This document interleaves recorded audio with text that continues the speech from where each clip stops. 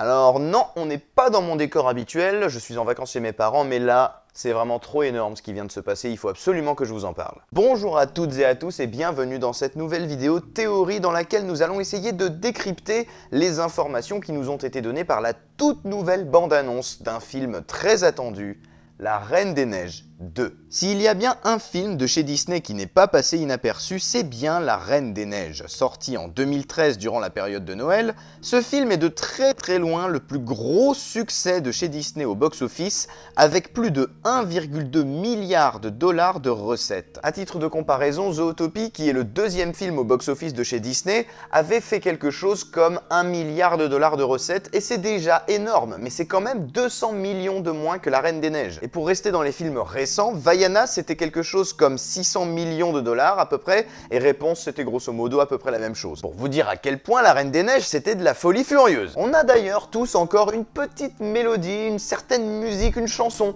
qui nous revient en tête dès qu'on pense à ce film, et oups, pardon si je vous l'ai remis en tête, j'ai pas fait exprès. Bref, après un tel succès, il était logique que Disney se mette à vouloir faire un deuxième film sur La Reine des Neiges, et c'est cette année que ça va sortir, plus précisément le 20 novembre de cette année 2019. Et qui dit film qui sort bientôt dit bien évidemment bande-annonce. Et c'est sans plus attendre que je vais vous présenter mon analyse et mes propres théories sur ce qui pourrait bien arriver dans le film La Reine des Neiges 2, à partir de ce qu'on peut voir dans le trailer. Mais avant de commencer, il est très important que je déclenche mon alerte spoiler, parce que cette vidéo, même si ce n'est que des théories, il n'est pas impossible que je tape juste, et donc du coup, il n'est pas impossible que ça vous révèle des choses du film que vous n'auriez peut-être pas voulu savoir. Alors si vous ne voulez rien savoir du film, ne regardez pas cette vidéo. Cela étant dit, on peut maintenant commencer à parler du trailer, et le moins qu'on puisse dire, c'est qu'il fourmille de détails extrêmement intéressants. Alors du coup, moi je suis prêt, donc si vous êtes prêts aussi, eh ben on y va, let's go!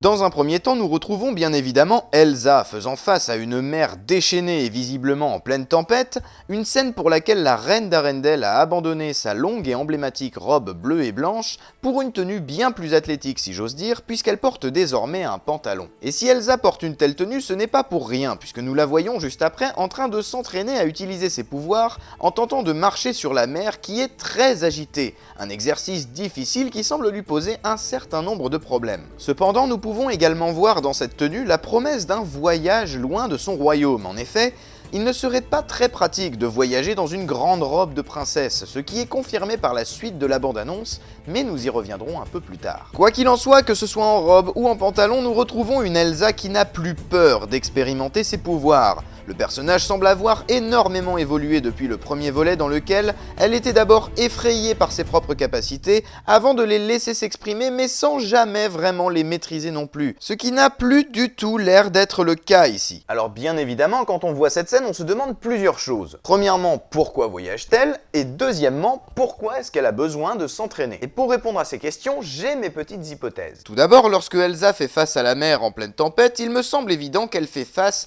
à ceux qui lui a volé ses parents, puisque souvenez-vous, lors du premier volet de l'histoire, ses parents étaient en plein voyage à bord d'un bateau quand ils ont disparu soudainement alors qu'ils traversaient une terrible tempête. On peut donc voir dans cet entraînement d'Elsa une volonté de vaincre cet ennemi qui a osé lui prendre ses parents. Et je dis bien prendre ses parents. Et pas tuer. Parce qu'en fin de compte, la seule chose qu'on ait vraiment vue dans le premier film, c'est juste un bateau qui disparaît derrière les vagues. À aucun moment, on ne nous montre clairement que les parents sont morts. Puisqu'après tout, on n'a jamais retrouvé les corps, alors il n'y a aucune certitude là-dessus. Ils sont disparus, mais ils ne sont pas forcément morts. Et par conséquent, on peut donc se demander si le voyage dont nous parlions tout à l'heure n'aurait pas justement pour objectif de retrouver leurs parents bien-aimés. Peut-être que notre héroïne a découvert un signe, quelque chose qui laisserait entendre que ses parents sont toujours vivants, ce qui pourrait très bien être l'élément déclencheur de toute l'histoire. Et finalement, quand on y réfléchit, ça justifie tout. Parce que si Elsa trouvait quelque chose qui pourrait laisser penser que ses parents sont toujours en vie, mais bien évidemment qu'elle partirait à leur recherche. Et par conséquent, ça explique la tenue de voyage et la nécessité de s'entraîner contre un ennemi qui n'est autre que celui qui a emporté ses parents il y a très longtemps, la mer déchaînée. Mais voyons maintenant ce que nous réserve la suite de la bande-annonce. Nous retrouvons ensuite Christophe en compagnie de Sven à la tête d'un troupeau d'élan, puis nous passons à l'apparition d'un nouveau personnage qui semble être capable de maîtriser le vent. Ce nouveau personnage que nous ne voyons pas encore apparaître est très intriguant puisqu'il nous indique ici qu'Elsa n'est pas la seule à être dotée de pouvoirs surnaturels. Mais c'est loin d'être tout. Et oui, puisque si l'on part du postulat que Elsa, Anna et Christophe sont partis en quête de réponses concernant la disparition de leurs parents, eh bien on est en droit de se demander si ce nouveau personnage qui semble maîtriser le vent ne serait pas carrément à l'origine de la tempête qui les a fait disparaître. Il suffit de se souvenir des dégâts qu'avait pu provoquer Elsa dans le premier film lorsqu'elle ne maîtrisait pas encore très bien ses pouvoirs. Elle avait carrément plongé tout un royaume dans un hiver éternel pour comprendre que des gens comme eux qui possèdent de tels pouvoirs sont capables de déclencher de véritables cataclysmes. C'est donc tout à fait légitime de se dire que ce nouveau personnage qui maîtrise le vent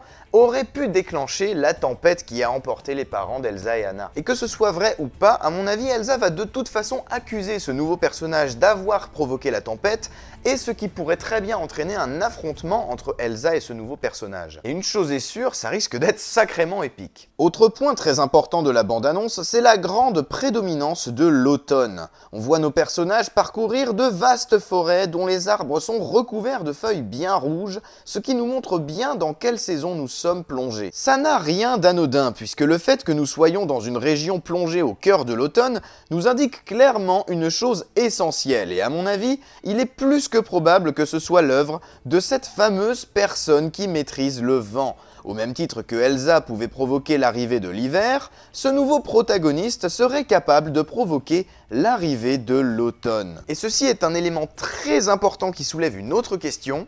Existe-t-il alors une personne dont les pouvoirs sont liés au printemps et une autre personne encore dont les pouvoirs sont liés à l'été, Elsa représentant bien évidemment la saison de l'hiver. Si cette théorie se confirme, je ne pense pas que nous les verrons dans le film, mais cela permet d'étendre d'une manière très intéressante l'univers de la Reine des Neiges. Mais ce n'est pas tout. Concernant le personnage capable de maîtriser l'air, on peut également déceler un indice dans la musique que nous entendons. C'est une musique qui s'inspire très largement des chants d'Indiens d'Amérique, un petit peu à l'image des musiques que nous pouvons entendre dans Pocahontas, et par conséquent, il est plus que probable à mon avis que ce nouveau personnage nous provienne d'une tribu indienne. Disney a souvent montré les peuples indigènes comme des peuples emplis d'une grande sagesse, et il est donc tout à fait possible que nous voyions apparaître une sorte de relation maître-élève entre ce nouveau personnage qui maîtrise le vent et Elsa. En effet, Elsa a encore besoin de perfectionner sa maîtrise de ses pouvoirs, et il est donc tout à fait possible que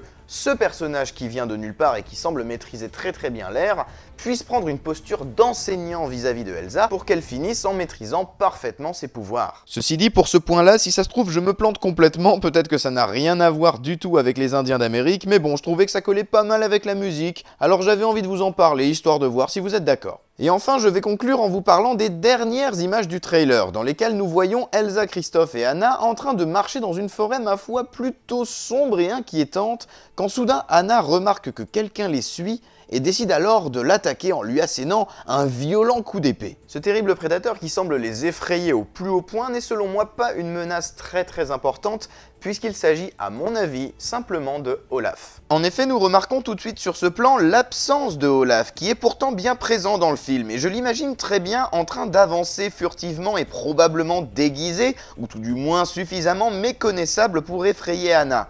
Connaissant le caractère comique du personnage, c'est selon moi la situation la plus probable. Et voilà, j'en ai terminé avec l'analyse de ce trailer. J'espère que la vidéo vous a plu. Si c'est le cas, n'hésitez pas à la partager pour la montrer à vos amis qui attendent avec impatience ce nouveau film. N'hésitez pas non plus à me mettre un petit pouce vert et à vous abonner si vous n'êtes pas encore abonné. Ça me ferait très plaisir et ça m'aiderait énormément. Et si vous aussi vous avez repéré des trucs intéressants, eh ben, n'hésitez pas à le mettre dans les commentaires. Et dites-moi aussi quels sont les films que vous attendez le plus. Je suis très curieux de voir ça. Pour ma part, ce trailer, il m'a vraiment hypé à fond, puisque je le trouve vraiment très bien fait. On retrouve une Elsa vraiment bien endurcie, qui a confiance en elle, et ça fait vraiment plaisir de voir qu'elle a vraiment évolué depuis le premier film. D'autre part, on va assister à l'arrivée d'un nouveau personnage qui maîtrise l'air, donc ça permet de encore plus enrichir le background et l'univers étendu qu'il y a autour de la Reine des Neiges, et ça pour le coup, ça fait vraiment plaisir. J'ai l'impression qu'ils sont en train de construire une véritable mythologie autour de cet univers, et ça me hype à fond.